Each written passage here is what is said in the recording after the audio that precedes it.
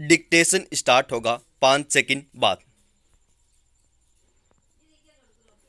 Start.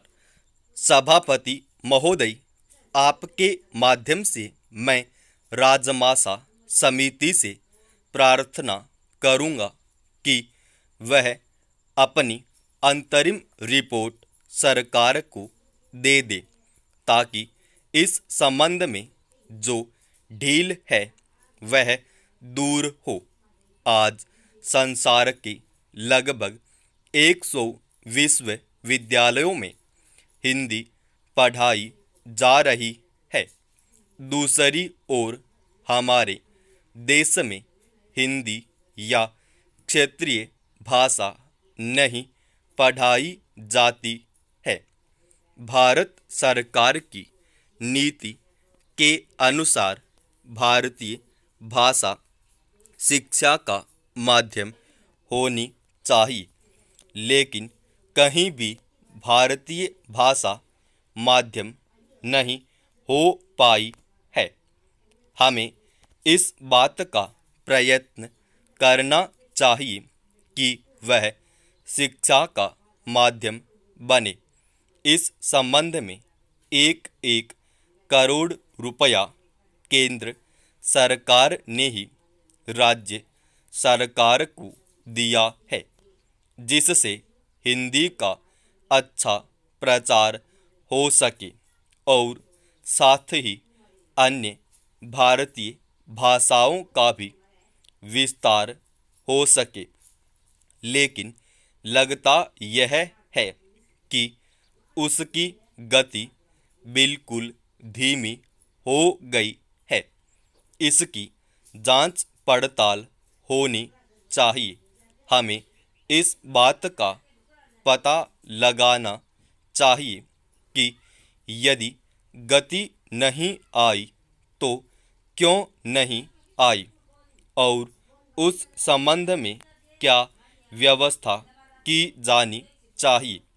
सभापति महोदय, संयुक्त राष्ट्र संघ की एक भाषा हिंदी भी होनी चाहिए। यह मांग बराबर उठ रही है, किंतु होगी या नहीं और कब होगी यह दूर की बात है। अभी हमारे देश में तटस्थ राष्ट्रों का सम्मेलन हो रहा है। मैं समझता हूँ कि भारत की भूमि पर इतना बड़ा अंतर्राष्ट्रीय सम्मेलन पहले कभी नहीं हुआ था। इसका श्रेय वर्तमान सरकार को और प्रधानमंत्री को है, लेकिन मैंने सुना है कि वहाँ भी हिंदी भाषा का प्रयोग नहीं होगा। केवल 4 भाषाओं की व्यवस्था की गई है। यदि यह सूचना गलत है तो बहुत अच्छी बात है। हिंदी की व्यवस्था होनी चाहिए। यदि ऐसी व्यवस्था नहीं हुई तो जो प्रतिनिधि बाहर से आ रहे हैं वे क्या सोचेंगे। जिस देश की अपनी भाषा होगी उसकी क्या उन्नति हो सकती है। इसमें भारत के ही नहीं बल्कि बाहर के प्रतिनिधि आ रहे हैं। उनमें से बहुत से हिंदी जानते हैं। मैं सरकार से कहना चाहता हूँ कि हमारे पास सुविधा है और साधनों की भी कमी नहीं है। इसलिए मैं सरकार से कहता हूँ कि कम से कम तटस्थ राष्ट्रों के सम्मेलन में हिंदी की व्यवस्था होनी चाहिए। मैं यह भी कहना चाहता हूँ कि हिंदी के संबंध में जो कानून बने हुए हैं उनका पालन भी अवश्य होना चाहिए।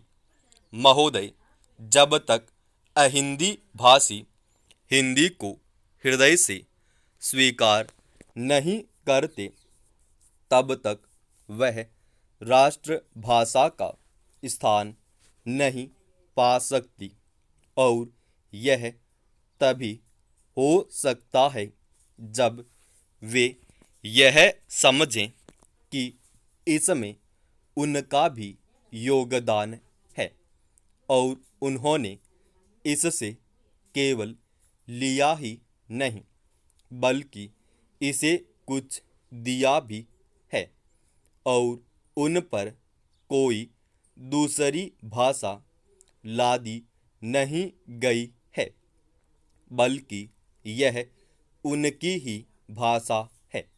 मेरे कहने का अर्थ यह नहीं कि आप उनकी ही व्याकरण अपना लें।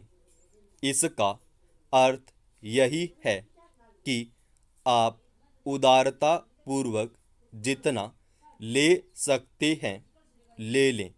भाषा इसी प्रकार बन सकती है। यह भी आवश्यक नहीं है कि उसको स्वीकार करने पर आप वही लिखना आरंभ कर दें, परंतु जो वे लिखें उसको आप गलत न समझें। आज किसी भी भाषा का रूप वही नहीं है जो उसके प्रारंभिक काल में था। उसमें परिवर्तन होता रहता है। हिंदी के इतिहास में भी आपको यही बात मिलेगी। मैं हिंदी का कोई विद्वान नहीं हूँ, पर मैं अपने अनुभव से कह सकता हूँ कि उसमें भी पिछले 500-600 वर्षों में बहुत अंतर पड़ा है तथा पहले की और आज की हिंदी में काफ़ी अंतर है। इसलिए नवयुग में जब वह देश की भाषा बनने जा रही है तो उसमें थोड़ा अंतर करना भी पड़े तो वह स्वीकार कर लेना चाहिए, जिससे उसका अन्य प्रदेशों के लोगों के साथ मेल बैठ जाए। कई अहिंदी भाषी लोगों ने भी हिंदी की काफ़ी सेवा की है। आपके राज्यपाल महोदय अहिंदी भाषी हैं और इन्होंने अपनी भाषा की बड़ी सेवा की है। समाप्त।